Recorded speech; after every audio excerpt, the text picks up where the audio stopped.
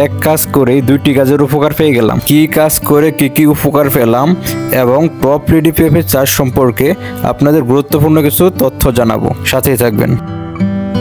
এখানে যেই পেঁপে গাছগুলো দেখতে পাচ্ছেন সেই পেঁপে গাছগুলো হচ্ছে টপ রেডি জাতের পেঁপে গাছ। টপ রেডি পেঁপে চাষ লাভজনক এর কারণ হচ্ছে প্রত্যেকটি গাছে প্রচুর পরিমাণ পেঁপে ধরে। কাঁচা এবং পাকা এই দুই অবস্থাতেই বাজারে এর অনেক চাহিদা আছে। কাঁচা অবস্থায় সবজি হিসেবে পাকলে অনেক মিষ্টি হয়, এই জন্য বাজারে এর এত চাহিদা। বাজার থেকে বীজ কিনে এনে বাড়িতে খুব সহজেই এই জাতের চারা উৎপাদন করা যায়। পেঁপে চাষের বড় সমস্যা হচ্ছে অতিবৃষ্টি। একদিন যদি পেঁপে গাছের গোড়ায় পানি জমে থাকে তাহলে পেঁপে গাছ মারা যেতে পারে।